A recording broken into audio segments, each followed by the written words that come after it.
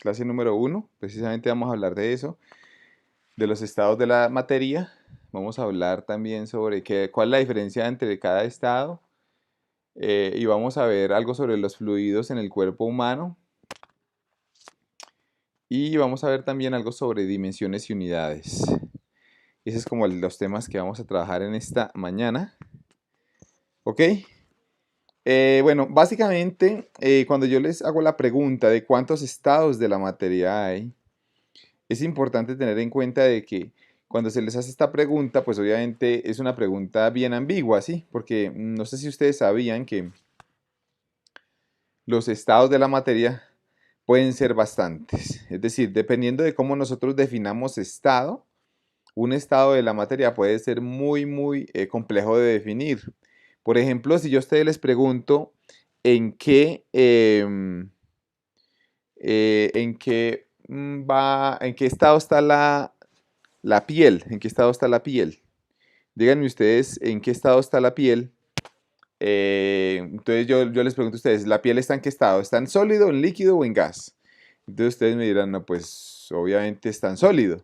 Pero yo les hago la pregunta y es porque la piel está conformada por células. Y ustedes saben que las células, dentro de ellas, tienen un líquido que se llama el líquido, el citoplasma, ¿no? Y así también hay un líquido, un fluido que vamos a ver más adelante que se llama el fluido intercelular, ¿cierto? Entonces, la gran pregunta que yo hago es entonces, bueno, si entonces la piel está en estado líquido o sólido. Pero pues también obviamente unos me dirán, profesor, pero es que la piel también tiene unos pelos y esos pelos pues están en estado sólido, ¿cierto? Entonces, realmente hay la piel, uno no podría decir que está o en líquido o en sólido, realmente uno no lo podría definir, ¿cierto? Por lo tanto, hay unos estados que nosotros no podemos definir, digamos, de forma así aproximada. Otra pregunta que yo les podría hacer es, por ejemplo, el vidrio en qué estado está, ¿cierto? Y todos me dirían, profesor, pues obvio que esto es tan sólido. Pero resulta que el vidrio, no sé si ustedes sabían que el vidrio se cataloga como un fluido también. El vidrio es un fluido que tiene una viscosidad muy alta, es decir que el vidrio fluye. No sé si ustedes sabían, pero si ustedes cogen un micrómetro o un instrumento para medir el espesor del vidrio arriba, por ejemplo, hagan este experimento cuando lo puedan hacer, si tienen un instrumento para medir el espesor de un vidrio, midan el espesor de un vidrio arriba en la ventana y abajo en la ventana y se van a dar cuenta que el espesor arriba en la ventana es menor que el espesor abajo en la ventana. ¿Y saben por qué? Porque el vidrio va fluyendo con la medida del tiempo, por la gravedad. Él como que se va derramando como si fuera un fluido, porque el vidrio realmente es un fluido, ¿sí? No, o sea, realmente estrictamente no es un sólido, sino que estamos hablando de que es un fluido con alta viscosidad. Si les hago la pregunta de qué es la mantequilla, pues mucha gente me dirá, profesor, eso es un sólido, pero no, no es un sólido, es un fluido, ¿sí? Que también tiene alta viscosidad. Entonces, realmente los estados de la materia son muy difíciles de definir, pero nosotros en la Tierra, digamos que básicamente conocemos cuatro estados básicos de la materia inerte, digámoslo así. Entonces, un estado se llama sólido, ¿cierto? Como ustedes lo pueden ver aquí, el sólido, pues, como ven en esta definición, tiene un volumen definido y tiene una forma definida, ¿sí? Entonces, esta es una característica de los sólidos, que tiene un volumen definido y una forma definida. Ahora, la pregunta es, ¿el sólido está conformado por qué? Pues bueno, puede estar conformado por átomos o puede estar conformado por moléculas, pero aquí lo que pues sucede es que los átomos o las moléculas por los cuales esté formado se están moviendo. Y ahora viene la pregunta, ¿cuál es la razón para que se estén moviendo estos átomos, ¿sí? O estas moléculas? ¿Cuál es la razón por la cual se mueven? Entonces la razón es que según la termodinámica hay una temperatura que está en el cuarto. Entonces, por ejemplo, si ustedes están conectados desde una ciudad y en esa ciudad digamos que tengamos una temperatura, no sé, por ejemplo, de 20 grados, no sé, aproximado. Algunos estarán a más o a menos. A 20 grados centígrados, no sé si ustedes sabían, pero 20 grados centígrados, si ustedes tienen agua a 20 grados centígrados, ¿ustedes cómo hacen para que el agua se vuelva sólida? Pues entonces la llevan aproximadamente a 0 grados centígrados, a cero, porque en cero es el punto de fusión del agua, aproximadamente 0 grados centígrados. Entonces ustedes la congelan, la meten en el congelador y la llevan a 0 grados centígrados, pero el agua pasa a ser sólida. Y entonces cuando se vuelve sólido, la pregunta es que si se vuelve sólido, entonces ¿qué pasa con los átomos? ¿Será que se dejan de mover? ¿Será que se dejan de mover? Y la respuesta es que no, porque aunque un cuerpo esté a 0 °C, recuerden que la temperatura, cuando uno habla científicamente hablando, la temperatura que tiene validez, o digamos la temperatura absoluta, es la temperatura Kelvin. Entonces, ¿qué es lo que quiere decir esto? Que aunque el hielo esté a 0 °C, está a 273,15 grados Kelvin, es decir, por encima del cero absoluto. Hay una temperatura por encima de la cual todos los cuerpos se mueven, ¿sí? Todos los átomos y las moléculas se mueven. Pero si nosotros llevamos ese hielo hasta el 0 Kelvin, o sea, 0 grados absoluto, que es la menor temperatura que hay en el universo, ya el movimiento completo de esos átomos se va a detener, ¿sí? Pero de resto, nosotros en la vida diaria, en las aplicaciones de ingeniería, siempre los átomos van a tener un movimiento y las moléculas van a tener un movimiento. Y usted me dirá, profesor, ¿y eso qué? ¿Y eso a mí qué me importa si se están moviendo o no? Pues yo le digo algo, y es que el hecho de que se muevan afecta a muchos procesos de ingeniería. Cuando usted diseña, por ejemplo, un tanque, ese tanque usted lo tiene que impermeabilizar, le tiene que poner unas capas de un material especial para que el agua no atraviese. Y si no lo hace, va a haber humedades. Digamos que la razón de por qué hay humedades precisamente también es porque se están moviendo los átomos y ellos cuando se están moviendo, pues obviamente van a encontrar un lugar por donde escapar, por donde tratar de escapar, ¿sí? Otra razón por la cual es importante esto es porque este fenómeno de que se estén moviendo los átomos es el responsable de que los cuerpos se envejezcan usualmente. O sea, digamos que, por ejemplo, ¿por qué se daña un electrodoméstico? ¿Por qué se daña un celular? ¿Por qué con el paso del tiempo se va dañando? La respuesta es porque como estos átomos se están moviendo, entonces ustedes saben que el electrodoméstico por dentro pues tiene unos materiales, ¿no? Esos materiales que tiene por dentro son, por ejemplo, silicio, plata, oro, etcétera, y esos materiales se meten, se van mezclando unos con otros. Entonces, cuando se van mezclando unos con otros con el paso del tiempo, pues debido a la agitación térmica, eso se llama la difusión. Entonces ellos van perdiendo su función original, ya no puede transportar la misma corriente, ya no puede transportar la misma información, etcétera, ¿sí? Entonces, con el paso del tiempo, este hecho de que los átomos se puedan mover también hace que las reacciones químicas pasen. Entonces, por ejemplo, si nosotros tenemos estos átomos que se están moviendo y aquí afuera hay un oxígeno, hay átomos de oxígeno, el oxígeno va a comenzar a colisionar, está colisionando con estos átomos que están acá y se logra meter, entonces comienza a oxidar el material, ¿sí? Entonces, este hecho de que todo se mueva a una temperatura nos afecta muchísimo en la parte de la ingeniería. Entonces, ¿qué es lo que hay que hacer en la ingeniería? Diseñar para tratar de proteger al máximo tanto los sólidos como los diferentes materiales para que ellos puedan durar lo máximo posible, ¿sí? Entre más ingeniería haya ahí, pues más fácil va a ser de que se conserve en el tiempo. Ahora, hay otro estado de la materia que se llama el líquido. El líquido tiene un volumen definido, pero no tiene una forma definida. Entonces aquí podemos ver en este recipiente, en este recipiente hay un líquido, tiene un volumen definido, pero no una forma definida. ¿Por qué? Porque la forma la adopta con el recipiente que la contiene. Si ustedes se dan cuenta, las moléculas o los átomos están un poco más alejados aquí que en el sólido, ¿sí? Entonces en el líquido tienen un poquito más, las moléculas o los átomos están un poquito más alejadas que en el sólido, pero tampoco es que estén muy alejadas, pero están un poquito más, ¿sí? Y el gas es el otro estado de la materia.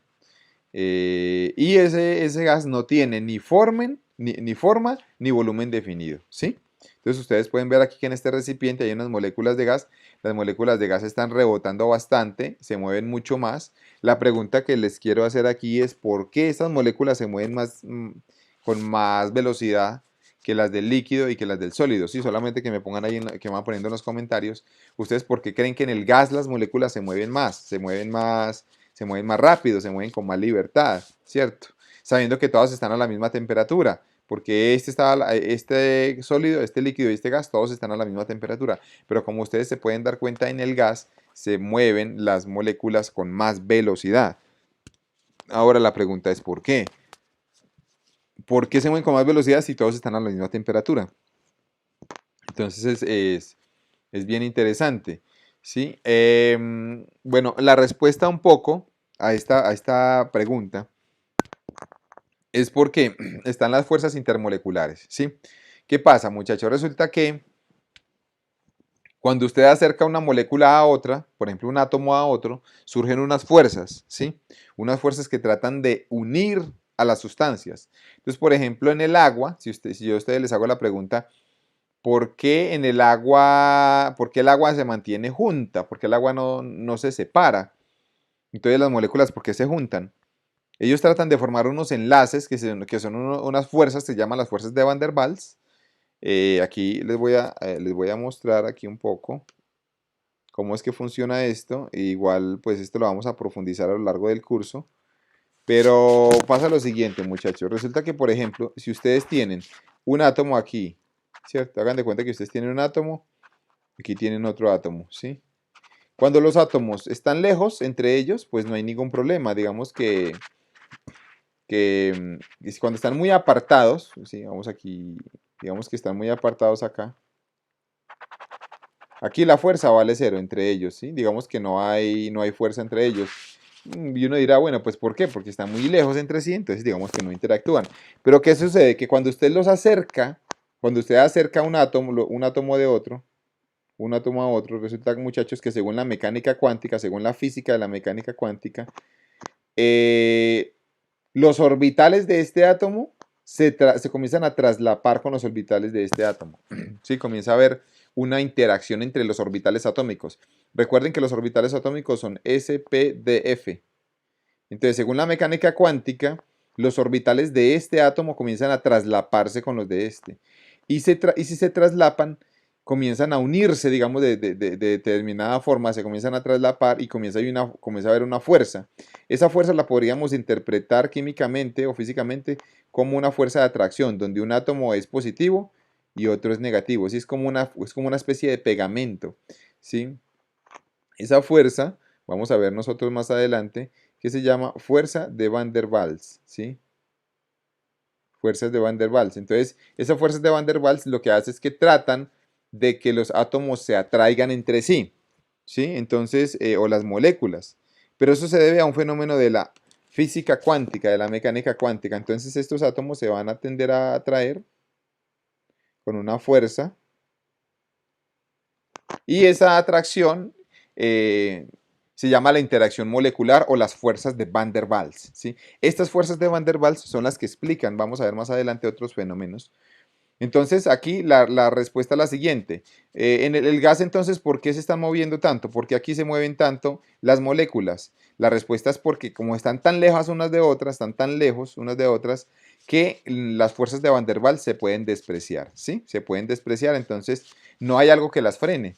En cambio acá cuando estamos en el sólido sí hay fuerzas de Van der Waals y aquí hay más aún todavía, ¿sí? Tanto en el sólido como en el líquido sí hay fuerzas de Van der Waals. En cambio en el gas no hay fuerzas de Van der Waals o se pueden tender a cero, ¿sí?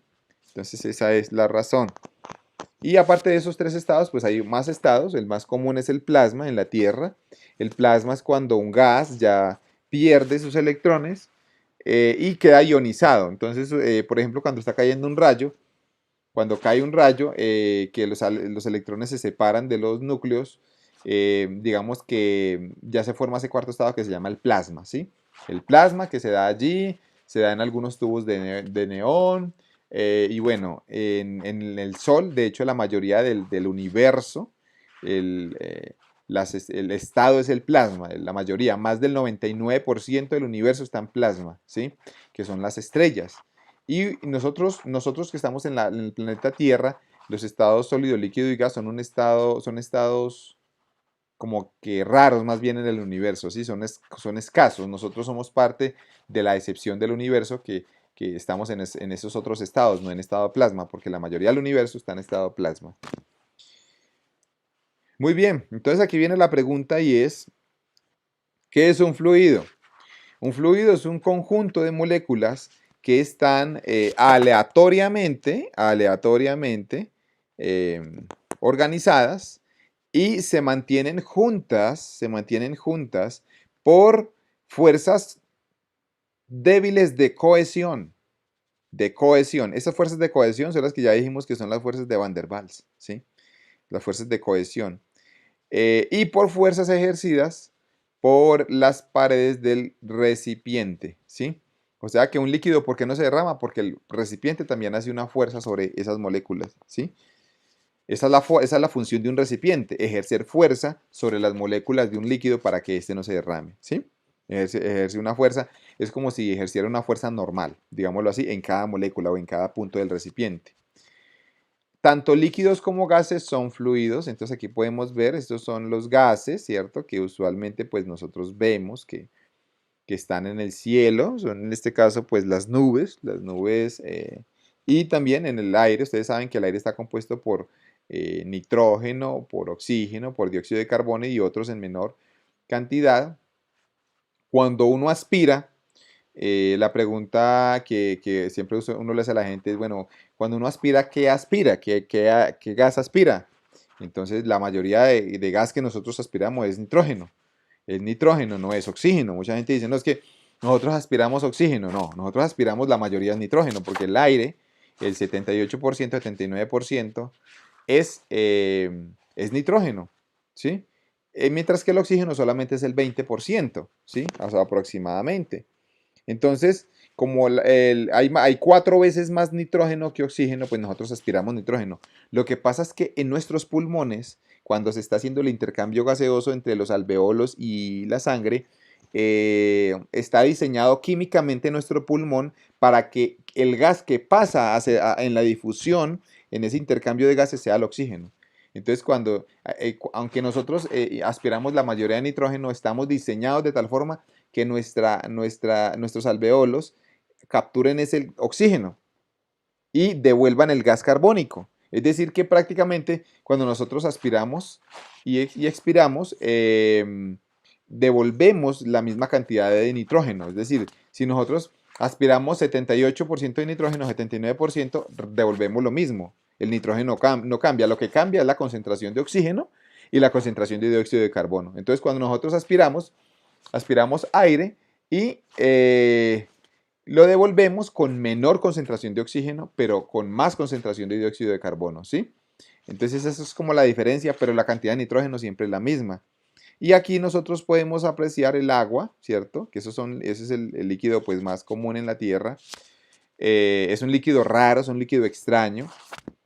También aprovecho aquí para decir, y es que el agua, ustedes han visto que muchos planetas, el primer requisito para que haya vida en un planeta, siempre las personas que estudian astrobiología, recuerden que astrobiología es una ciencia que estudia la posible vida en otros planetas, ¿cierto? Se llama astro, viene de, de cuerpos celestes, y vida, pues, em, de seres vivos. Entonces tratan de buscar seres vivos en otros planetas. El primer requisito para que haya vida en otros planetas, que es lo primero que buscan los astrobiólogos, buscan que haya agua, ¿sí? Que haya agua en esos planetas. Entonces, ¿por qué? Porque el agua es un líquido muy especial. El agua en su estado líquido, ojo, vale la pena aquí comentar lo siguiente, que nosotros, pues ustedes saben que tenemos aquí, digamos, vamos a hablar un poco, este es el sistema solar, ¿cierto? Digamos que aquí está el Sol y digamos que hay una órbita en la cual está la Tierra, ¿cierto? Hay una órbita en la cual se mueve la Tierra. Ustedes saben que la órbita terrestre es una elipse, ¿cierto? No es completamente circular, tiene una excentricidad, entonces por aquí está la Tierra, esta es la Tierra. Y para poder que la Tierra albergue vida, debe de estar en una zona, aquí les voy a hablar aquí de este concepto, es muy interesante. Para poder que la Tierra albergue vida, debe de estar en una zona especial del sistema solar. Entonces alguien me dirá, ¿por cómo así que es una zona especial? Sí, porque si ustedes quieren tener el agua en el estado líquido, como ustedes la ven aquí, pues debe tener unas temperaturas, ¿no? Para que sea en estado líquido la temperatura, pues debería de estar entre, más o menos, entre 0 grados centígrados, ¿cierto? Y entre 100 grados centígrados si estamos a nivel del mar. Si estamos en otro nivel del mar, pues ya sería diferente. Necesitamos temperatura, que hayan estas temperaturas, ¿sí? Para poder tener el agua en el estado líquido. ¿Qué pasa? Que si usted acerca el planeta hacia el Sol, si lo acerca demasiado, él va a aumentar su temperatura por encima de 100. Entonces vamos a tener el agua siempre en estado gaseoso, ¿sí? O si lo aleja demasiado, va a tener el agua en estado sólido. ¿Por qué? Porque va a tener temperaturas en menores a 0 grados centígrados, temperaturas muy, muy bajas, ¿sí? Entonces, en la Tierra, para poder que albergue el agua en estado líquido, debe de estar en una franja. Esa franja, aquí la voy a poner en este color, aquí la voy a poner en este color, en esta franja, esa franja, que sería esta, para que ustedes la tengan en cuenta, se llama zona habitable, ¿sí? Esta zona o esta franja se llama zona habitable del sistema solar, ¿sí? Entonces, esta zona habitable, resulta que esta zona habitable resulta que es una franja y la Tierra se encuentra en esta franja. Entonces, por ejemplo, la Tierra es el tercer planeta. Primero está Mercurio, después está Venus. Venus está antes de esta zona habitable, ¿sí? Por eso no contiene vida. Y después sigue la Tierra y después sigue Marte. Y Marte está después. Marte, por eso es que tiene el agua que tiene, la tiene congelada. ¿Sí? Son los océanos. Si tiene agua, la tiene congelada. Y Venus, si tiene agua, la tiene en forma de vapor. Nosotros estamos en la zona habitable del sistema solar. Entonces, cuando nosotros buscamos vida en otros planetas y realmente se han encontrado más de 200 planetas por fuera del sistema solar, la gran mayoría de estos no están en la zona habitable, ¿cierto? Es muy difícil encontrar un planeta que esté en la zona habitable, porque ese es el primer requisito. Si no está en la zona habitable, los científicos prefieren no seguir buscando porque obviamente pues no va a haber agua en estado líquido. Si no hay agua en estado líquido, pues obviamente no va a haber vida allí, ¿cierto? Entonces es algo bien interesante este concepto de la zona habitable dentro del sistema solar. Pero también, no sé si ustedes sabían que hay una zona habitable en la galaxia, ¿sí? Las galaxias, por ejemplo, la Vía Láctea, ustedes saben que la Vía Láctea es una galaxia en forma de espiral, ¿cierto? Entonces aquí, si ustedes han visto las imágenes de la galaxia, ¿sí? Tiene unos brazos, ¿sí? Unos brazos en forma de espiral y el sistema solar de nosotros está entre dos brazos, ¿sí? Entonces, para que haya vida, la vida no está ni en el centro de la galaxia, o sea, ni en el núcleo de la galaxia, ni tampoco está entre los brazos de la galaxia. ¿Por qué? Porque los brazos o el núcleo son lugares muy peligrosos porque la densidad de estrellas es demasiado alta. Es tan alta que hay agujeros negros allí. ¿Sí? De hecho, se cree que en la Vía Láctea, dentro del centro de nuestra galaxia hay varios agujeros negros. Y en los brazos también hay muchas supernovas, quiere decir que las estrellas explotan y cuando explota una estrella, pues afecta a las estrellas que están cerca. Entonces nosotros estamos aquí. Entonces, entre dos brazos de la galaxia, ¿sí? Entonces, aquí hay algo muy importante y es que nosotros estamos en una zona habitable galáctica. Es decir, que no solamente hay zona habitable dentro del sistema solar, sino que también hay una zona habitable dentro de las galaxias. Hay una zona habitable y esa zona habitable está a una cierta distancia también del núcleo de la galaxia, pero no solamente a una distancia, sino que también tiene que estar entre brazo y brazo. No pueden estar dentro de los brazos como tal, ¿sí? Dentro de los brazos. Entonces nosotros estaríamos aquí, seríamos solamente un puntico dentro de los más de 100.000 millones de estrellas que tiene la galaxia, ¿sí? Entonces, para poder que haya vida, no encontrar vida en un planeta no es cosa fácil. Mucha gente simplemente dice, no, como hay miles de millones de estrellas, entonces simplemente pues ahí ya hay vida, porque hay miles de millones de estrellas y cada una de esas estrellas pues puede tener un sistema solar, ¿cierto? Pero las cosas no son tan sencillas. No simplemente es tener estrellas y ya. Hay que tener unos requisitos desde la física para poder que haya vida en un planeta. Entonces esa es la función de los astrobiólogos y por eso es que es tan difícil encontrar vida en otro planeta porque hay unos requisitos. Aparte del agua, que digamos que no solamente porque haya agua ya hay vida en un planeta, no. Aparte del agua, siguen otra serie de requisitos que tiene que tener un planeta para poder que albergue la vida, ¿cierto? Entonces, por ejemplo, un requisito es que tenga una corteza terrestre, una corteza como la tenemos nosotros. No sé si ustedes sabían, pero nosotros vivimos en una capa de la Tierra que es sólida y esa capa sólida está sobre magma. Si la Tierra fuera del tamaño de una manzana, el espesor de esa capa sólida sería la cáscara de la manzana. Miren la cáscara de una manzana como es de delgada. Ese espesor es el equivalente a la capa sólida en la cual nosotros estamos parados. O sea, nosotros estamos flotando como en unas cáscaras sólidas y por eso es que cuando hay sismos, pues hay desastres, hay muchos desastres. ¿Por qué? Porque cuando estoy hablando de los terremotos, ¿no? Porque cuando hay sismos se mueven esas capas que están sobre ese líquido que es el magma. Y un requisito para que haya vida es que tenga una corteza superficial un planeta. Si un planeta no tiene corteza, pues no va a albergar vida, ¿sí? Entonces, por ejemplo, hay muchos planetas que son gaseosos, no tienen corteza terrestre, o hay otros que simplemente que están completamente líquidos y tampoco tienen corteza terrestre, ¿cierto? Ah, entonces alguien dirá, no, pero entonces simplemente con que el planeta sea completamente sólido quita el problema, y no necesariamente. ¿Por qué? Porque si es sólido, no va a generar un campo magnético. Recuerden que el campo magnético es nuestro escudo que nos protege de los rayos solares, de los rayos cósmicos que vienen del Sol. Son unas partículas que hagan de cuenta que fuera como un escudo, ¿sí? La Tierra tiene ese escudo y ese escudo que rodea la Tierra se debe al campo magnético. Es como si la Tierra fuera un campo, un gran imán y esas líneas de campo magnético son como un escudo que nos protege de las tormentas solares.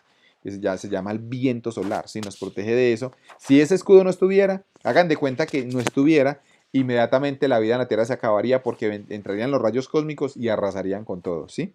Entonces tenemos que tener ese escudo magnético. ¿Y ese escudo magnético de dónde surge? Del movimiento del magma que hay por dentro de la Tierra. O sea, si la Tierra se mueve, dentro de la Tierra se mueve el magma como en forma circular, son unas corrientes. Y esas corrientes crean un campo magnético. Y ese campo magnético es nuestro escudo. Entonces miren que no puede ser ni completamente sólido el núcleo, ni tampoco puede ser ni líquido ni gas. Tiene que ser como magma cubierto con una corteza terrestre.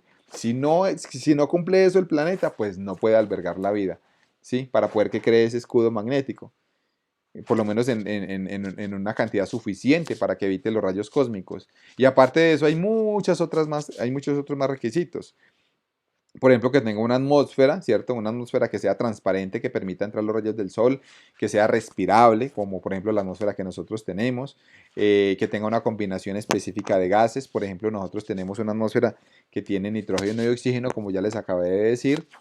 La concentración de oxígeno tiene que ser específicamente la correcta, porque si la cantidad de oxígeno es más, se vuelve muy químicamente activa la corteza. Entonces, si nosotros, por ejemplo, tuviéramos más de 20% de oxígeno, si nosotros tuviéramos más de 20% de oxígeno en nuestra atmósfera, si por ejemplo, damos de cuenta que tuviéramos un 50 o un 60% de oxígeno, cualquier chispa encendería un incendio y la Tierra se acabaría incendiada, ¿sí? Por eso es tan difícil apagar los incendios forestales, porque esta concentración de oxígeno pues es relativamente alta. Si fuera mayor, pues serían incontrolables los incendios y cualquier chispa. No sé si ustedes se han dado cuenta de que cuando uno se roza y toca un objeto metálico, salta una chispa, o con una persona salta una chispa. Y esa chispa, si el oxígeno fuera a mayor concentración, fuera explosivo. Entonces crearía explosiones y fuera muy peligroso. Pero si la concentración de oxígeno fuera menor, ¿qué pasaría? Pues no sería lo suficientemente alta para que el gradiente de oxígeno pase a los alveolos y pueda haber vida. Sí. Entonces, miren lo interesante, toda esta serie de balances físico-químicos, geoplanetarios. Para poder que exista la vida en un planeta se tienen que cumplir al mismo tiempo, para poder que exista la vida. Dicen los estudiosos que mínimo, estamos hablando aproximadamente, creo que son de unos 20 requisitos esenciales para que haya vida en un planeta. Creo que mencionan unos 20. Yo aquí solamente les he dicho algunos. Pero si nosotros le asignamos a cada uno de esos factores una probabilidad, porque sí podemos asignarle una probabilidad dependiendo de los planetas que haya con esas características, al final resulta que la posibilidad de que haya vida en un planeta es extremadamente pequeña. O sea, es extremadamente pequeña, es muy, muy, muy, muy pequeña. ¿Estamos de acuerdo? Entonces, no es fácil encontrar vida en los planetas de afuera. Y aquí les hablo de todo esto precisamente porque estamos hablando del agua, que es un líquido que nosotros vamos a trabajar mucho a lo largo del curso. Es el líquido que forma la mayoría de los cuerpos vivos, por lo menos en la Tierra. y nos vamos a dar cuenta de que es una sustancia bien especial, ¿cierto? Es la que alberga la sangre en su mayoría y que es el suero sanguíneo, y nos vamos a dar cuenta de que tiene muchas aplicaciones. Entonces, podríamos decir que la Tierra fue diseñada para que de una forma u otra pues albergara la vida y también vida inteligente, ¿sí? Hay una conferencia muy interesante, yo les recomiendo, pueden entrar en YouTube, se llama El planeta privilegiado, de hecho hay un libro de ello, yo me compré ese libro, escrito por un científico de Estados Unidos que ha trabajado con la NASA, un astrobiólogo, bueno, realmente es entre dos personas, pero uno de ellos es astrobiólogo. Y en ese libro nos hablan precisamente de eso, de todos los aspectos físico-químicos que se tienen en cuenta para buscar vida en otros planetas. Y él dice que este planeta está diseñado para que tenga vida, y no solamente para que tenga vida, sino para que albergue vida inteligente y que podamos estudiar el universo. Porque la atmósfera que ustedes ven aquí, que es una atmósfera transparente, nos permite estudiar las estrellas y nos permite también ver los eclipses solares. A propósito, hay una coincidencia ahí, y es que para poder que haya vida en un planeta debe de tener un astro que orbite alrededor de ese planeta como la Luna, relativamente grande. No sé si ustedes sabían que el diámetro de la Tierra es aproximadamente de la Luna, es aproximadamente la cuarta parte del diámetro de la Tierra. O sea, es muy grande el astro en comparación a la Tierra, la Luna. Los otros planetas no tienen lunas tan grandes y hay más de 100 lunas en todo el sistema solar. Entonces, ¿y por qué tiene que tener una luna grande? Para que la luna atraiga el agua del océano, y ese agua del océano, cuando es atraída, forma las mareas. Las marea alta y la marea baja, que están en diferentes lugares de la Tierra, y eso hace que el agua se oxigene. Es como si estuvieran revolviendo el agua para que no se pudra lo que está ahí, digámoslo así. Si no existiera la luna, no existiera vida tampoco, porque todas las aguas de la Tierra, todo el agua de la Tierra estaría, digamos, como si fuera una cañería, ¿sí? Prácticamente, para que ustedes más o menos me entiendan. O sea que la vida inteligente o la vida o los macroorganismos como nosotros no podrían existir, porque digamos que todo entraría como en ese estado de putrefacción. Entonces necesitamos un astro que nos esté revolviendo las grandes masas de agua que hay a lo largo de la Tierra, y precisamente esta es la función que hace la luna. Sin luna no habría vida. Entonces miren lo interesante. Y hay una casualidad con la luna, y es que cuando ustedes ven el sol, ven el sol tiene más o menos el mismo tamaño aparente que la luna cuando nosotros lo vemos. El sol tiene el mismo tamaño aparente que la luna. ¿Y por qué tiene el mismo tamaño aparente? Sabiendo que el sol es mucho más grande. Porque el sol está 400 veces más lejos, ¿cierto? Pero casualmente es 400 veces más grande, ¿sí ven? O sea, por casualidad, el Sol está 400 veces más lejos que la Luna, pero es 400 veces más grande que la Luna, de tal forma que casan perfectamente en un eclipse solar. Entonces miren que esa casualidad, por ejemplo, cuando usted se entra a estudiar las otras lunas que hay en el sistema solar, se va a dar cuenta de que esa casualidad no está en otros planetas. No hay ningún otro lugar del sistema solar donde usted pueda ver eclipses como los vemos aquí, ¿sí? Entonces, por eso es que hay tantas coincidencias de la física y de la química, que muchos dicen, no, es que el planeta está diseñado, y ahí es donde ya se salta a conceptos más allá, como conceptos espirituales, de que tiene que haber un diseñador. Obviamente, pues aquí hay muchos puntos de vista. Un punto de vista es que muchos dicen, no, tiene que haber un diseñador, ¿cierto? Un creador que hace que todo esto esté posible. O también están nosotros, y que también es una opinión respetable, que dicen, no, simplemente todo esto es que nos ganamos la lotería cósmica, simplemente que somos muy de buenas, y todas las condiciones y todas las variables físicas, todos los requisitos nos cayeron a nosotros, y nosotros somos como los afortunados, digámoslo así. Entonces están como los dos puntos de vista, y pues obviamente cada quien toma una postura, ¿no? Respecto al sistema, pero lo que sí es realmente abrumador es que sí estamos en un planeta especial, ¿sí? De todo el universo. Entonces aquí viene una pregunta, y es: ¿qué es un fluido en términos de el esfuerzo cortante? ¿Qué es un fluido en términos del esfuerzo cortante? Aquí vamos a definir el fluido de una forma más matemática, de una forma más física, digámoslo así, y vamos a leer aquí, dice, la distinción entre un sólido y un fluido se hace con base en el hecho de la habilidad de la sustancia. Entonces aquí voy a subrayar esto, es la habilidad de la sustancia, ¿sí? Vamos a subrayar aquí esto, es de la sustancia, la habilidad de la sustancia para resistir, ¿sí? Para resistir a un esfuerzo cortante, ¿sí? Este shear stress es esfuerzo cortante o esfuerzo tangencial, que tiende a cambiar su forma. Entonces, para que me entiendan un poco esto, porque de esto vamos a hablar muchísimo en el curso, vamos a hacerle en cuenta lo siguiente. Hagan de cuenta que ustedes acá tienen una goma de un borrador, tienen un borrador, ¿sí? A ese borrador, que es un caucho, vamos a ponerle dos laminitas, una lámina por debajo y una lámina por encima, ¿sí? Y, y estas dos láminas las vamos a aplicarle a la lámina de arriba, le vamos a aplicar una fuerza, ¿sí? Como ustedes la ven aquí.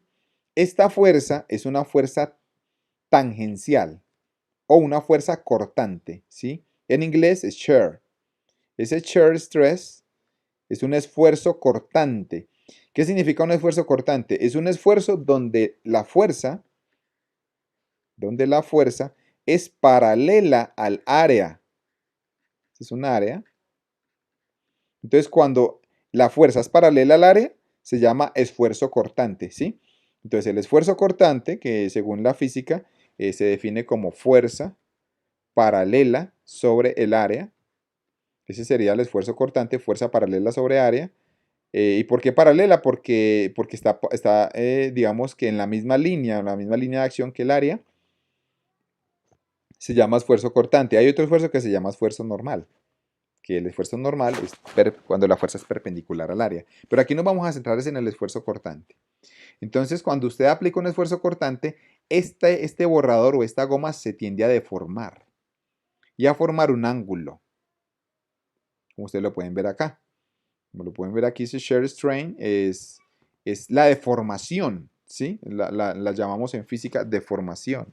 Entonces, entre más esfuerzo, más deformación. Entre más esfuerzo, más deformación. Y hay un área de contacto, como ustedes lo pueden ver acá. Entonces ¿en qué se distingue un fluido de un sólido? Entonces, miren lo que dice acá. Se hace en base de la habilidad de la sustancia para resistir un esfuerzo cortante, ¿sí? Entonces, con base en la habilidad de una sustancia para resistirse a este esfuerzo cortante, es que yo digo si la sustancia es líquida o sólida, ¿sí? Entonces vamos a decir lo siguiente, un sólido, entonces, ¿qué es un sólido con base en esto? Un sólido puede resistir, ojo, aquí es muy importante, puede resistir un esfuerzo cortante aplicado, ¿sí? Puede resistir un esfuerzo cortante, lo puede resistir. ¿Cómo lo resiste? Deformándose, ¿sí? ¿Estamos de acuerdo?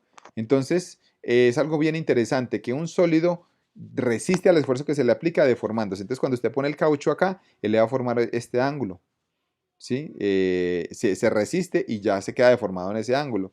Mientras que un fluido se deforma continuamente. Esta es la clave, muchachos. Se deforma continuamente bajo la influencia del esfuerzo cortante, ¿sí? Se deforma. ¿Qué quiere decir continuamente? Que nunca para.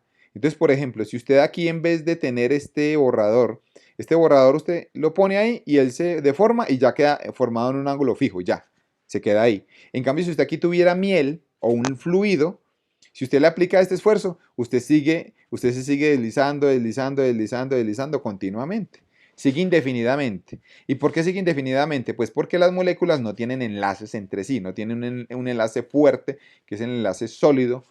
No hay una red, ¿sí? No hay una red cristalina que esté como amarrando las moléculas. Entonces, ellas siguen desplazándose indefinidamente porque tienen cierta capacidad de movimiento, ¿sí?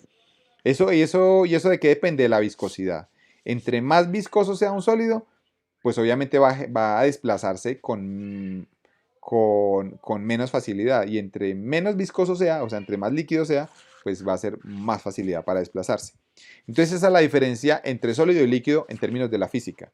Un sólido es aquel que puede resistir a un esfuerzo cortante con su deformación y se queda definida, mientras que un líquido no puede resistir a esa deformación, sino que él se deforma continuamente y no para de deformarse, ¿sí? Esa es como la diferencia entre sólido y líquido. Ahora vamos a hablar un poco sobre los fluidos en el cuerpo humano. en que es algo ya entrando en la ingeniería biomédica, ¿sí? Que aquí esta es la parte que nos interesa a nosotros. Ingeniería biomédica, cómo se aplica la mecánica de fluidos a la ingeniería biomédica. Ustedes van a encontrar que en la mayoría de libros de mecánica de fluidos realmente casi no se habla del cuerpo humano.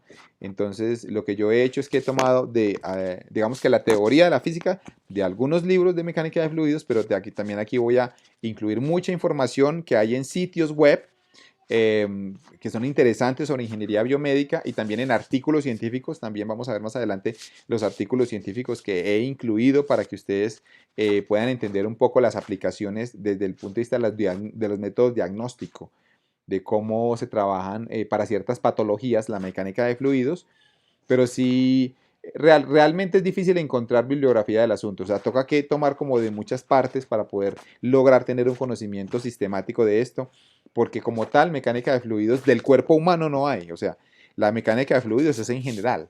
Entonces ya con esto lo podemos aplicar. Yo he tratado de hacerla un poco más dinámica, como integrar un poco aquí algunos conceptos de biomédica, para que ustedes sepan cómo aplicarla cada uno en sus carreras, ¿sí?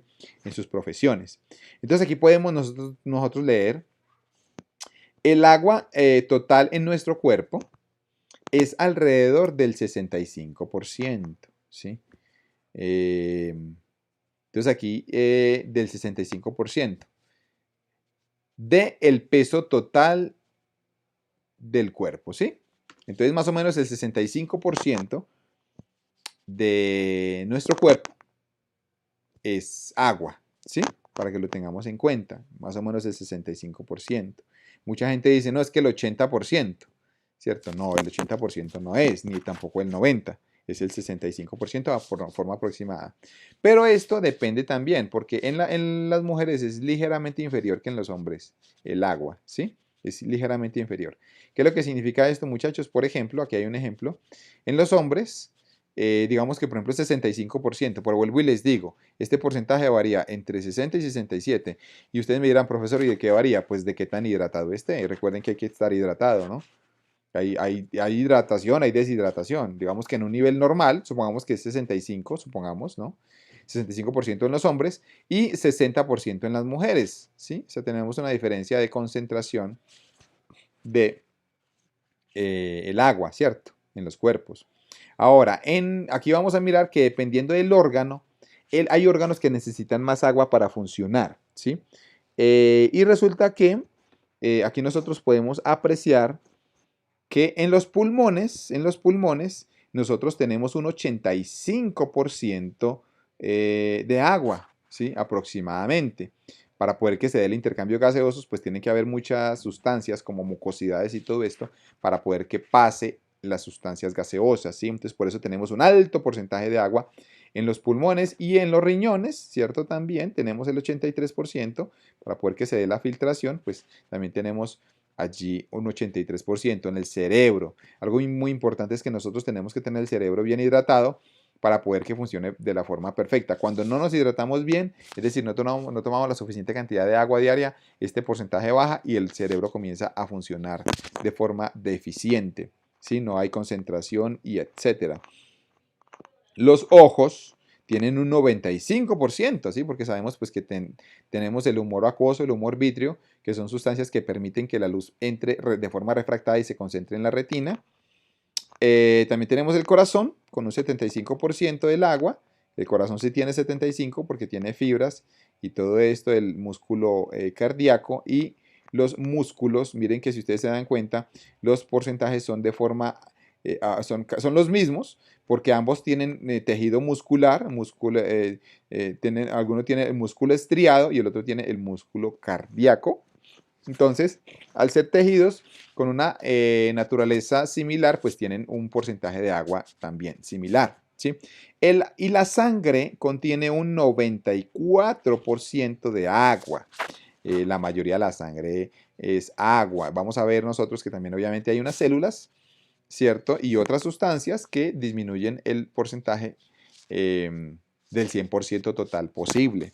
Entonces, básicamente, esto es lo importante, pero recuerden que por lo menos los porcentajes del hombre y de la mujer son aproximados. Cuando nosotros diseñamos equipos para la ingeniería biomédica, tenemos que tener estos datos en cuenta, ¿no? de los porcentajes de agua que hay en cada sistema.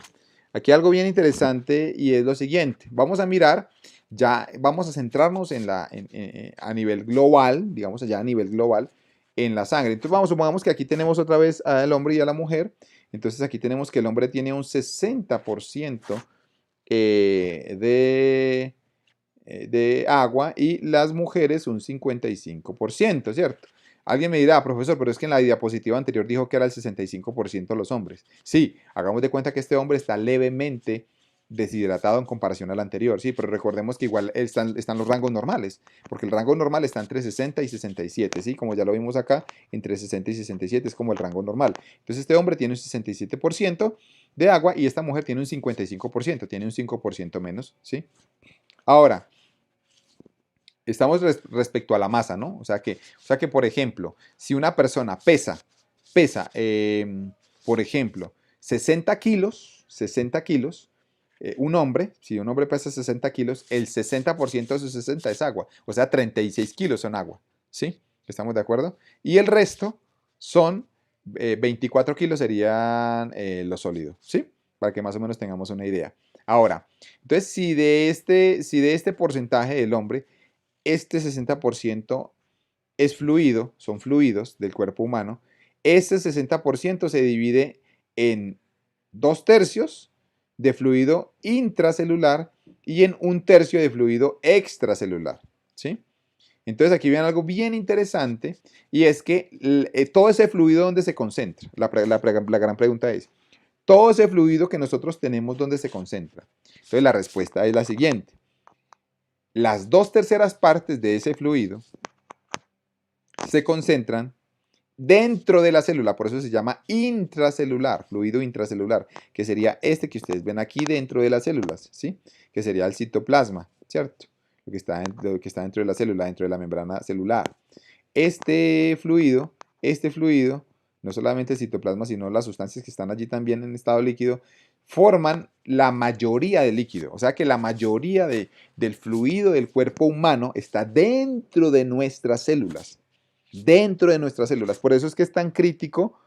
eh, eh, por eso es que es tan crítico la parte de la concentración del agua cuando que nosotros estemos hidratados. Porque cuando nosotros nos deshidratamos, se afecta principalmente nuestras células. ¿Sí ven? Porque la mayoría de fluido está dentro de las células, está a nivel de fluido intracelular. Mientras que la tercera parte está fuera de las células, ese es el tejido extracelular. ¿Sí? Entonces, este fluido extracelular está por fuera de las células y aquí lo podemos ver con dos colores. Un color que es como azul, que sería el fluido que está como dentro de las células, entre las células, perdón, que es como el que está entre una célula y otra, que se llama el fluido intersticial, el 80%. Y el plasma que realmente está dentro de los vasos sanguíneos, ¿sí? El 20%. ¿Estamos de acuerdo? Entonces, la mayoría del fluido extracelular, ¿dónde está? Está entre las células, ¿sí? Que se llama el fluido intersticial. Por eso es que es tan importante mantenerse hidratado, ¿sí ven? Porque si nosotros afectamos el agua, por el porcentaje de agua global, estamos afectando el porcentaje de agua en cada célula. Y si afectamos el porcentaje de agua en cada célula, pues las reacciones químicas dentro de ella se van a ver afectadas, ¿sí? Básicamente, ese es el peligro de estar deshidratado. Y solamente un 20% está dentro de la sangre, en la sangre como tal, ¿sí? Entonces, si nosotros hacemos cuentas así por encima, hagamos una cuenta así, digamos, muy, muy, muy, muy por encima. Por ejemplo, digamos que un hombre pesa 60 kilos, como les dije ahorita, ¿cierto? 60 kilos. De estos 60 kilogramos, ya sabemos que la tercera parte es un fluido extracelular, la tercera parte de ese 60%. Entonces, la masa total del hombre son 60 kilos, la masa total. La masa de fluido, ¿cuánto es? Ese es el 60%. Es decir, tendríamos 36 kilogramos de fluidos, ¿cierto? Fluido. Ok. 36 kilogramos. Y de estos 36, Pues entonces ya tendríamos que la tercera parte de esos 36, o sea, 12 kilogramos, vamos a poner aquí 12 kilogramos, que es la tercera parte de 36, la tercera sería extracelular, ¿cierto? Fluido extracelular, ¿sí? Los 12 kilogramos. Pero de esos 12, nosotros tenemos que el 80% está en el fluido intersticial, ¿cierto? El 80%. Y apenas el 20% es el plasma. Apenas el 20% es el plasma. Quiere decir que el 20% de 12, ¿sí? Que es el 20% de 12 es 2.4. 12.4 kilogramos sería el plasma. Entonces, miren pues muchachos, de un hombre que pesa 60 kilogramos, el 2,4 es plasma, ¿sí? El 2,4 aproximadamente. Entonces, como el 2,4 es plasma, el 2.4 kilos es plasma, el peso, ¿cuánto más o menos tendrá una persona normal en su sangre? ¿Cuántos kilos de sangre tiene, cierto? Pues entonces aquí el plasma es una parte de la sangre. Recuerden que otra parte de la sangre es las células, ¿cierto? Los glóbulos rojos, los glóbulos blancos, etcétera. Entonces se dice que aproximadamente una persona tiene más o menos unos 5 litros de sangre, ¿sí? Aproximadamente. Aquí podemos ver que hay una parte de plasma que son 2.4 kilogramos, pero obviamente pues que también depende del peso de la persona, ¿cierto?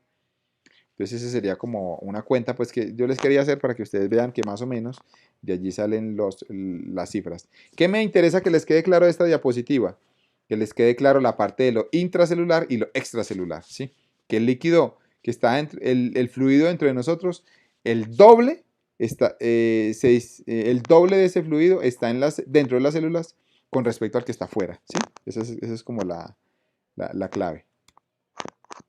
Ahora, la sangre, vamos a hablar ya un poco de la sangre, que es un fluido también bien interesante. La sangre se divide en plasma sanguíneo, que es el 55%, ¿cierto? Estamos hablando de la mayoría. Y el 45% son los elementos formados, ¿no? Pues que aquí ya estaríamos hablando de cuáles son las células que hay, ¿cierto? Entonces, el 55% es plasma, o sea, la mayoría de la sangre es plasma, que es un líquido, ¿estamos de acuerdo? Es un fluido. Por eso es que aquí nos dio 2,4 kilos de plasma, ¿sí? Pero recuerden que eso no es la sangre, porque casi la mitad es plasma, es un poquito más que la mitad en comparación a los glóbulos y a las células sanguíneas, ¿cierto? Si ustedes se dan cuenta, entonces si nosotros duplicamos aproximadamente esto, nos da casi 5 kilogramos, que es lo que yo les estaba diciendo, porque miren que más o menos es la mitad de plasma en comparación las células sanguíneas, ¿cierto?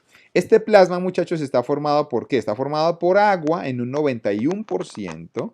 Aquí viene algo muy interesante, un 91% está formado por agua, o sea, la mayoría del plasma es agua, la mayoría del plasma es agua. Por eso si nos deshidratamos, vuelvo y les digo, se afecta también gravemente la sangre.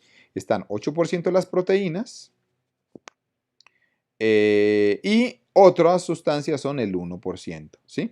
Entonces aquí nosotros tenemos que aquí en las otras sustancias, ¿quiénes están? En las otras sustancias están el oxígeno, el dióxido de carbono, etcétera, ¿sí?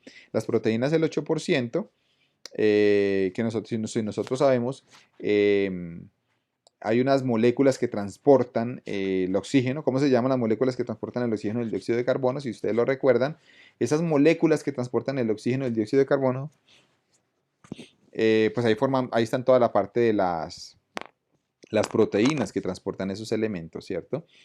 Esa es la composición del plasma, ¿cierto? La mayoría es agua. Ok, o sea que más del 90% es líquido, completamente líquido, y solamente menos del 10% es sólido, ¿cierto? Y los elementos formados que serían las células, entonces aquí podemos ver que están los leucocitos, que son los glóbulos blancos, ¿cierto? Y las plaquetas, ¿sí? Son menos del 1% en la parte sólida de la sangre, digamos así, los elementos formados. Estamos hablando de las células sanguíneas.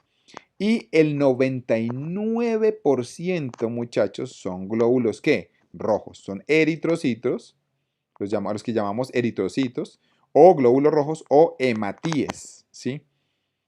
Entonces, estas células que son los glóbulos rojos, muchachos, son el 99% de las células que están en la sangre, ¿sí? El 99%. Por eso es que la sangre se ve roja, porque el 99% de la parte sólida es eritrocitos. Entonces yo podría decir, esto lo vamos a ver más adelante en en los temas más avanzados, podríamos decir que en la sangre el 45% aproximadamente son ¿qué?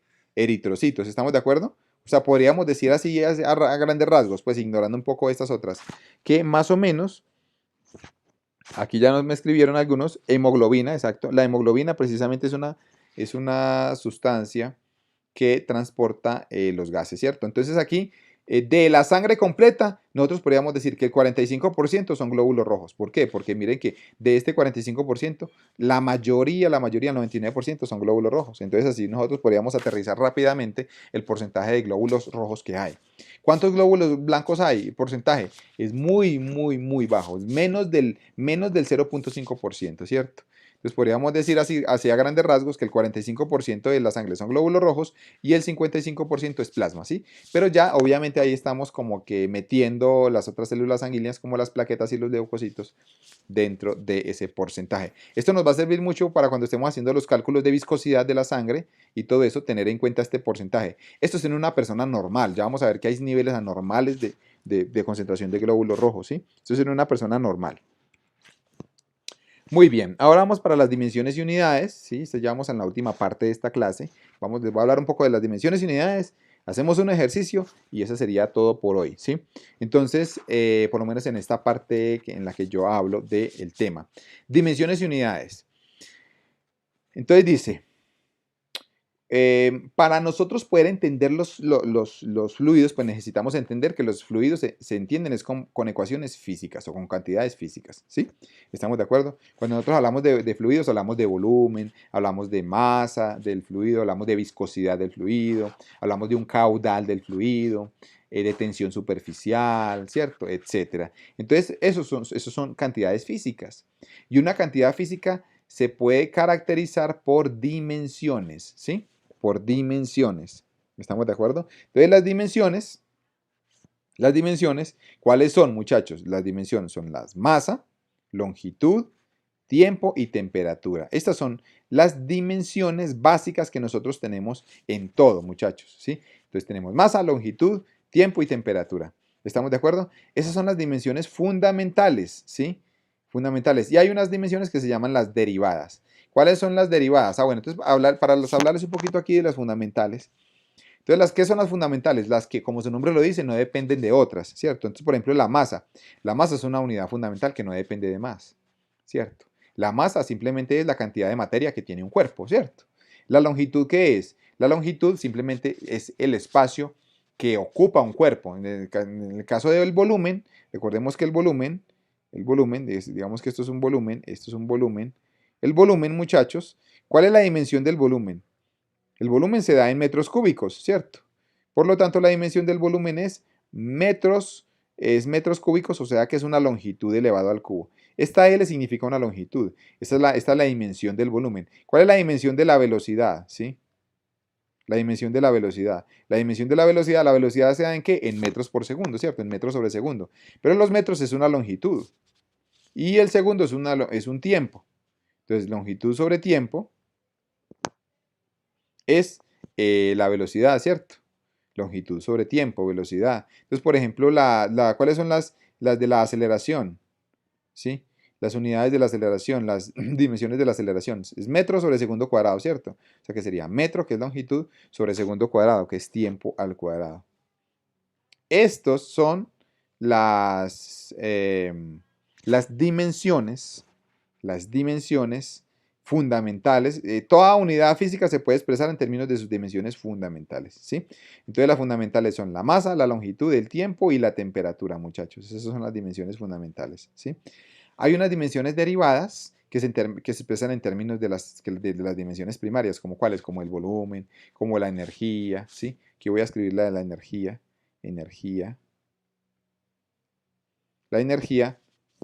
Bueno, ustedes no sé si recuerdan en qué se da la energía en el sistema internacional. Ya vamos a mirar eso. En el sistema internacional la energía se da en joules.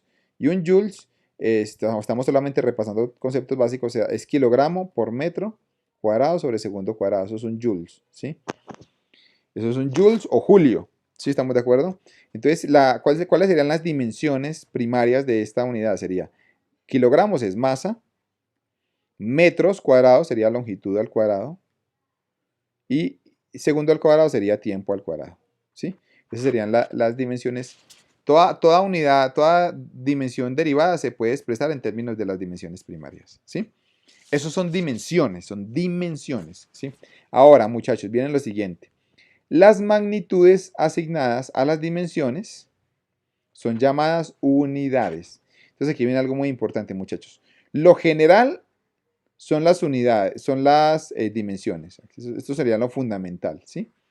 Fundamental son las dimensiones. Dimensiones físicas. Entonces las dimensiones son las fundamentales. Por ejemplo, lo que es la masa, ¿sí? Pero las unidades es en qué magnitud se va a dar esta masa. Yo la puedo expresar en kilogramos, ¿cierto? Por ejemplo, la puedo expresar en libras, libra masa. La puedo expresar en gramos, ¿sí?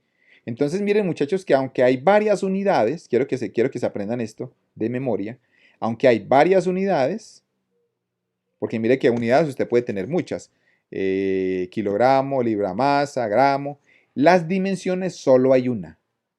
De una cantidad física solamente hay una dimensión.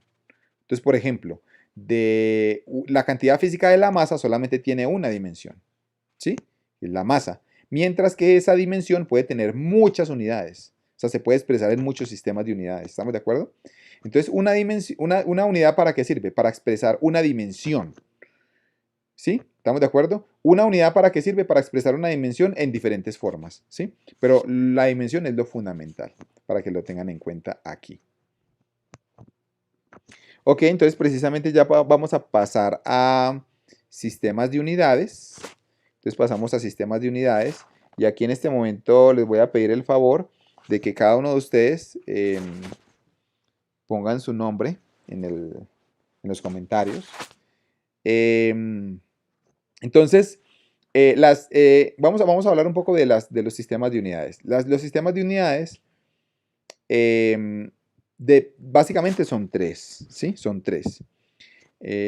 Tenemos el sistema internacional, tenemos el sistema inglés o sistema británico y tenemos el sistema CGS, ¿sí? O sistema sexagesimal, ¿sí? Entonces primero les voy a hablar del sistema internacional. El sistema internacional, muchachos, como su nombre lo dice, es el más común en el mundo. Todos los aparatos y las técnicas se están digamos que reduciendo a este sistema, ¿sí? Entonces algo bien importante es que cuando nosotros hablamos de sistema internacional es porque debe de haber un consenso de cuál sistema vamos a utilizar a nivel global, ¿cierto? Si nosotros nos ponemos de acuerdo, si nosotros nos ponemos de acuerdo en, en cuáles unidades son las que vamos a utilizar a nivel mundial,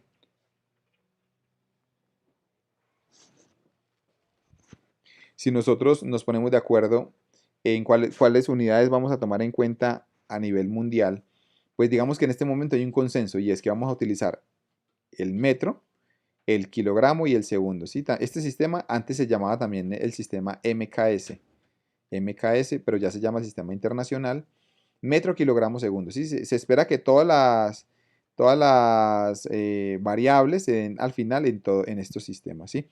Pero actualmente hay todavía otros sistemas que están operando, como el sistema inglés, ¿sí? El sistema inglés o sistema británico, British System, que sería el sistema inglés es pie, como ustedes lo ven aquí, es foot, es pie, ¿cierto? Slug, que sería la masa, ¿sí? O sea, en vez de metro se da el pie. En vez de kilogramo es el slug. Y en vez de segundos, no, el segundo sí es el mismo, segundos. En todos los sistemas la unidad del tiempo es el segundo, ¿sí? Recordemos que aquí estamos hablando de las dimensiones. Esta es dimensión de masa, esta es dimensión de, esta es dimensión de masa, Esta es dimensión de longitud y esta es dimensión de tiempo, ¿sí? Longitud, masa y tiempo, ¿sí ven? ¿Sí ven que tenemos que mirar las dimensiones básicas en que se expresan? Entonces, la gran pregunta es, ¿el SLUC qué es? Vean, el SLUC es algo que vamos a trabajar mucho a lo largo de este curso. Y mucha gente todavía no entiende o nunca ha escuchado hablar qué es un SLUC. Vamos a deducir en este momento que es un SLUC, ¿sí? ¿La clave cuál es? La clave es la segunda ley de Newton. Recuerden que la segunda ley de Newton establece que la fuerza total, neta, que actúa sobre un sistema es igual a la masa por la aceleración de ese sistema. Fuerza igual a masa por aceleración. Si nosotros expresamos esta fuerza, esta ecuación en el sistema internacional, nos da que el sistema internacional en que se da la fuerza se da en newtons, la masa se da en kilogramos y la aceleración se da en metros sobre segundo cuadrado, ¿cierto? ¿Estamos de acuerdo? Este es Newton, kilogramo por metro sobre segundo cuadrado. Pero esta ecuación también la podemos expresar en términos del sistema inglés, ¿cierto? O del sistema británico. ¿En qué se da la fuerza en el sistema inglés? Se da en libras, fuerza, ¿sí? Se llama así, libra, fuerza. En el sistema inglés la fuerza se da en libras, fuerza, ¿sí? Aquí vamos a mirar. La masa, pues se da en libra masa, ¿no? Libra masa, libra masa. ¿Sí? Algo muy importante, muchachos, es que siempre tenemos que diferenciar entre libra fuerza y libra masa, ¿sí? Para que lo tengan en cuenta. Y la A es la aceleración. La aceleración específicamente es, para el sistema inglés, la aceleración de la gravedad en el sistema inglés es 32 pies sobre segundo cuadrado, si ustedes recuerdan, 32.2, ¿sí? Entonces es 32,2 pies sobre segundo cuadrado, muchachos. Esta es la aceleración de la gravedad, ¿sí? Entonces, aquí pasa algo bien interesante, muchachos, y resulta lo siguiente. Resulta que si nosotros queremos decir que esto sea 1 y que esto sea 1, entonces, ¿qué podríamos decir nosotros aquí? Una libra fuerza es igual a, entonces vamos a, este 32 lo vamos a pasar para aquí, para el frente, y lo vamos a unir con este libra masa, ¿sí? Entonces, esto, muchachos, este 32,2 libra masa, lo vamos a llamar SLUC. Entonces yo voy a decir que una libra fuerza es U igual a un SLUC por pie sobre segundo cuadrado. Esta es la clave, muchachos. Esta es la clave, ¿sí? Una libra fuerza es igual a un SLUC por pie sobre segundo cuadrado, ¿sí? ¿Y por qué se definió el SLUC? Precisamente para definir que aquí sea un 1, una unidad, ¿sí? Entonces ya nos vamos a aprender de memoria que un SLUC es 32,2 libra masa, ¿sí? Libra masa. Esta es la clave para el sistema inglés, ¿sí? Entonces en el sistema inglés la masa se hace en SLUCs, no se da en libra masa. Bueno, también se puede dar en libra masa, pero la unidad real es el SLUC, ¿sí? Para que lo tengan en cuenta. Y aquí tenemos otros factores de conversión, muchachos. Tenemos, por ejemplo, que una pulgada es 2,54 centímetros. ¿Sí? Les recomiendo que tomen un pantallazo de esta imagen para que tengan los valores ustedes guardados allí en sus computadores. Eso es una pulgada. Esto es un pie. Es 30,48 centímetros. Una yarda es 0,9114 metros. Una milla, 1,609 kilómetros. Una onza es 28,350 gramos. Una libra, 454 gramos. Esto sería una libra masa, ¿sí? Una libra masa es 454 gramos. Una onza de fluido, 29,574 mililitros. Es diferente una onza de fluido a una onza de masa, ¿no? Para que lo tengan en cuenta. Un quart es 0,946 litros, ¿sí? Y un galón es 3,785 litros. Estos son para pasar de sistemas internacional a sistemas sistema británico o sistema inglés.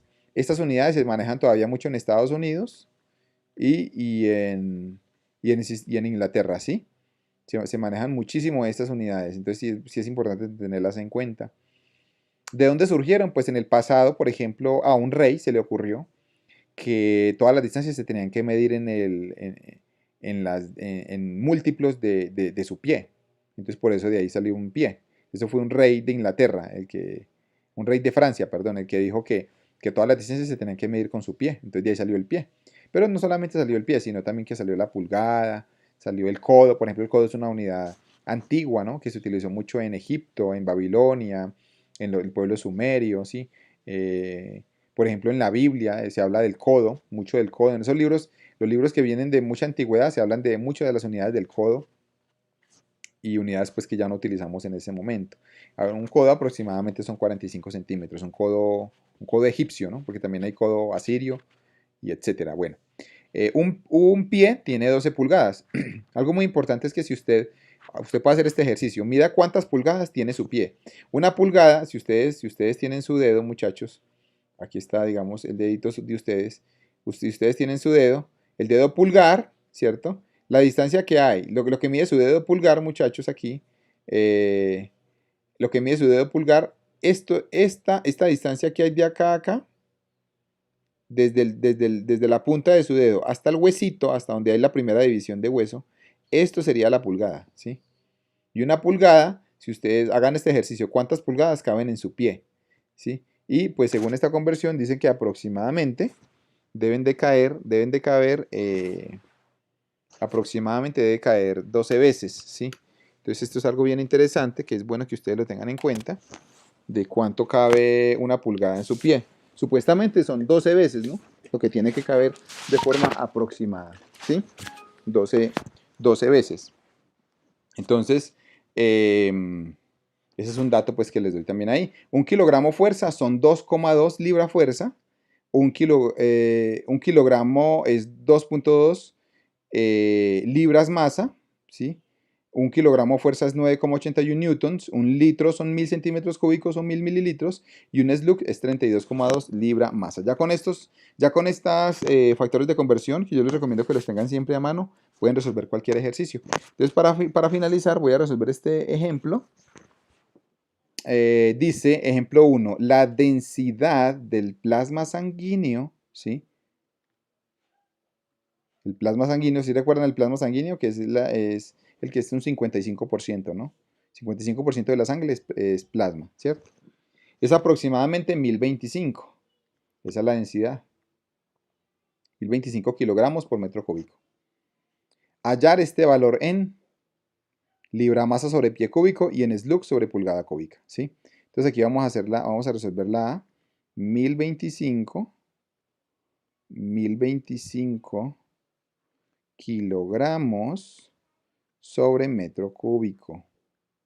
Sí, 1020 kilogramos sobre metro cúbico. Vamos a pasar esto, muchachos, el taller que va a ser en clase y las tareas y todo van a ser con respecto a esto.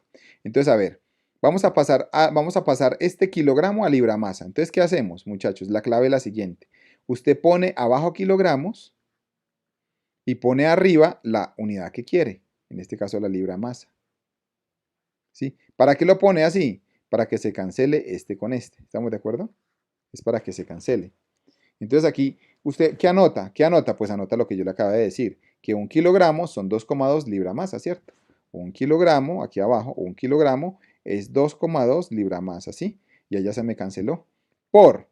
Listo, ya quedó la libra masa, ¿sí se dan cuenta? Ahora vamos a pasar este metro a pie. Entonces arriba voy a poner metro para que se cancele. Arriba pongo metro y abajo pongo pie.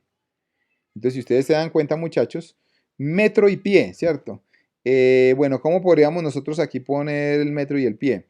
Un pie es 30,48 centímetros. Entonces, yo podría decir aquí que un pie es 0,3048 metros, ¿sí? Ya poniéndolo en metros, pues sería 0,3048, porque aquí es centímetros y aquí son metros. Entonces, un pie tiene 0,3048. Un pie tiene 0,3048 metros, ¿sí? Y aquí viene algo muy importante, muchachos, que esto no se les va a olvidar, y es lo siguiente. Y es que vamos a ponerlo entre paréntesis. ¿Por qué? Porque está el cubo. Aquí está el cubo, entonces aquí vamos a poner entre paréntesis todo. Quiere decir que usted lo tiene que elevar al cubo. ¿Para qué lo eleva al cubo? Pues para que se cancele este con este. Si se cancela, entonces ya le va a dar en pie cúbico abajo. Si ve que queda abajo pie cúbico, se cancela este con este y queda abajo pie cúbico. Entonces aquí simplemente, muchachos, ya lo que tendríamos, por favor, saquen la calculadora. Saquen la calculadora, por favor. Y me dicen cuánto daría esto. Miren que aquí ya tendríamos la respuesta en libra masa y en pie cúbicos. ¿Sí? Libra masa sobre pie cúbico. Entonces necesito que por favor dos personas hagan esta operación. 1025 por 2.2 por 0,3048 al cubo. ¿Sí? Este 0,3048 hay que elevarlo al cubo. ¿Sí? Por favor, mientras lo van haciendo ahí, necesito que alguien me diga cuánto da, por favor. Hágalo ahí en su casa, bien juicioso con la calculadora, haga esa operación y me dice cuánto le da. Vamos a pasar, mientras me dicen cuánto da, vamos a pasarlo a SLUG sobre pulgada cúbica. ¿Sí? Entonces vamos a pasar el 1025, otra vez kilogramo sobre metro cúbico. Vamos a pasarlo a SLUG sobre pulgada cúbica, ¿cierto? Entonces, este kilogramo lo vamos a pasar a SLUG. Entonces por eso pongo kilogramo abajo y SLUG arriba, ¿cierto? Para que se me cancele. Ahora, entonces si nosotros cancelamos este kilogramo con este kilogramo, ya me va a quedar en SLUG, ¿cierto? Ahora, ¿cuántos kilogramos es un SLUG? Pues ahí hay un problemilla, ¿no? Vamos a mirar si aquí hay, a ver. Aquí no tenemos de SLUG a kilogramos, tenemos es de SLUG a libra masa, ¿cierto? Ese es el problema, muchachos, que tenemos es de SLUG a libra masa. Entonces hay un problema aquí. Y es que nosotros no tenemos la fórmula para pasar directamente desde SLUG a kilogramos. Nos tendríamos que primero pasar desde kilogramos a libra masa, vean, y después de libra masa a SLUG, ¿sí se dan cuenta? Entonces aquí no podría poner de una el SLUG, ¿sí? Entonces vamos a poner primero libra masa, voy a borrar aquí. Voy a borrar aquí, entonces aquí sería, voy a ponerle más bien libra masa. Entonces voy a poner libra masa,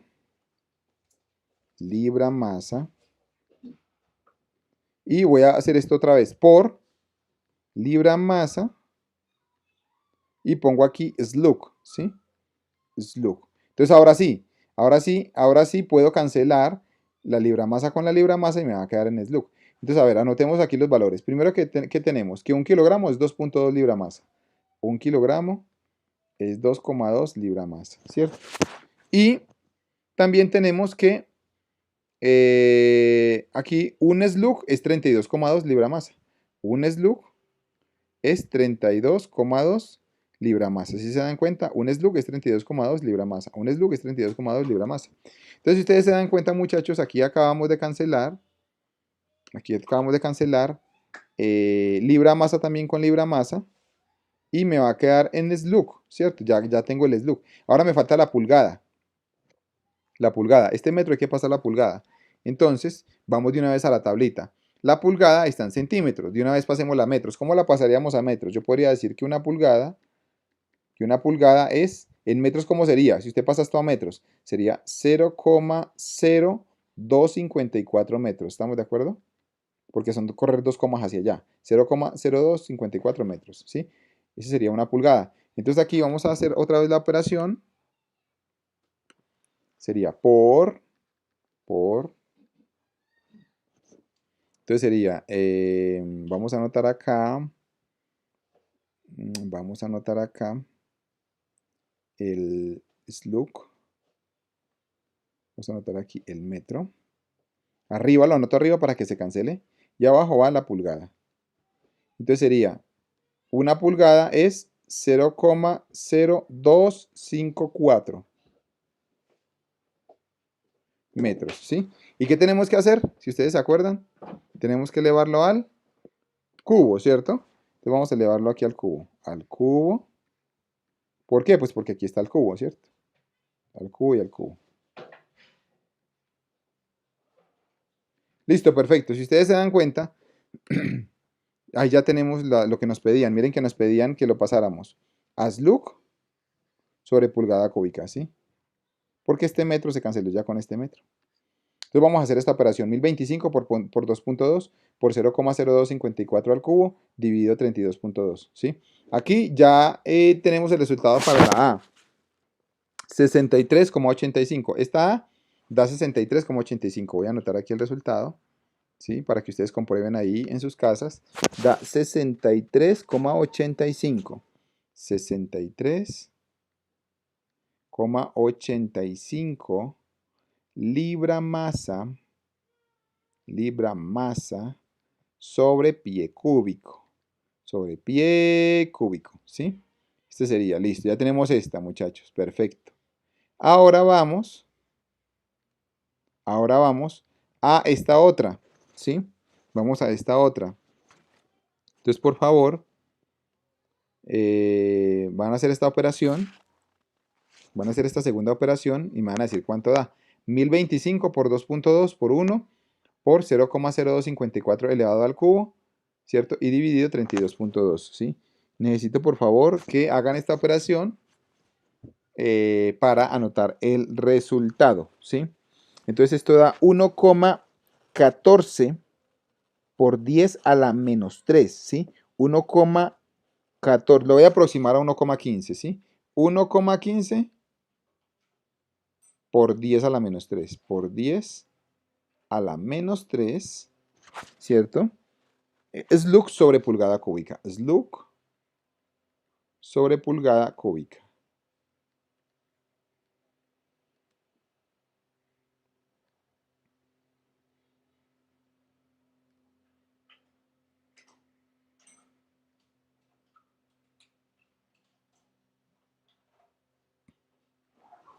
Ok, perfecto. Entonces esta sería la respuesta, ¿sí? Básicamente, eso es lo único que uno tiene que hacer para conversión de unidades. Esto es un tema muy básico, pero que a lo largo de todo el curso se va a trabajar demasiado. Por lo tanto, tienen que tener completamente claridad en este asunto, por lo menos si se van a meter dentro de la mecánica de fluidos. A continuación, les voy a mostrar un taller, unos ejercicios para que los hagan.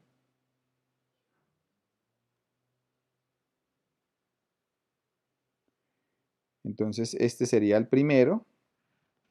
Este es un taller para resolver en clase, ¿sí? Aquí están las respuestas. Hay que pasar 60 millas por hora. Hay que pasarla a pie sobre segundo, a metro sobre segundo y a kilómetro por hora. Y esto es lo que tiene que dar. ¿Sí? Esto es lo que tiene que dar este, esto es lo que tiene que dar este y esto es lo que tiene que dar este. Por ejemplo, el 10 metros cúbicos sobre segundo hay que pasarlo a litros por minuto, a pies cúbicos sobre segundo y a pulgadas cúbicas sobre segundo. ¿Y qué es lo que me tiene que dar? Me tiene que dar esto, me tiene que dar esto y me tiene que dar esto. ¿Sí? Les estoy dando las respuestas. Este 15 newton sobre metro cuadrado, aquí no hay nada, esto es un error, aquí no va nada, simplemente hay que pasarlo a newton sobre centímetro cuadrado y hay que pasarlo a libra sobre pie cuadrado. Y debe de dar esto y debe de dar esto, ¿sí? Y aquí también es otro, convertir 4,6 millas a pies, y eso es lo que tiene que dar, y etcétera, ¿sí? Entonces, por favor, tómele un pantallazo a esta pantallita para que usted pueda resolver los ejercicios ahí, ¿sí? Tómele un pantallazo, estas son las respuestas, les estoy dando las respuestas de lo que tiene que dar. Son los talleres en clase, porque ya les voy a mostrar otra diapositiva que también hay que tomarle pantallazo, ¿sí? Que son más ejercicios. Eso es para que ustedes practiquen todas las conversiones de unidades. Sería esta la otra, ¿sí? Esta la otra, por favor, para que le tome un pantallazo. Entonces miren que aquí hay, por ejemplo, pero estas conversiones sí son muy fáciles, son conversiones directas. Por ejemplo, aquí pasar 2,25 galones a quarts, ¿sí? Entonces aquí a cuarto de galón. Entonces hay que pasar esto a cuarto de galón. Entonces, ¿cuánto nos daría aquí, cierto? Aquí lo mismo, porque hay que pasar estos pies a millas. Hay que pasar estos galones a onzas, ¿sí? Y etcétera, ¿sí? Entonces aquí tómale un otro pantallazo a esta a esta diapositiva para que usted pueda practicar, porque ya le voy a dar cuáles son las respuestas. Les voy a dar de una vez las respuestas de cuánto les tiene que dar, ¿sí? Entonces, tomar el pantallazo aquí para decirles cuánto les tiene que dar. Es muy importante para que usted practique, ¿sí? Los ejercicios. Ok. Y estas son las respuestas, ¿sí? Esto es lo que nos tiene que dar. Estas son las respuestas.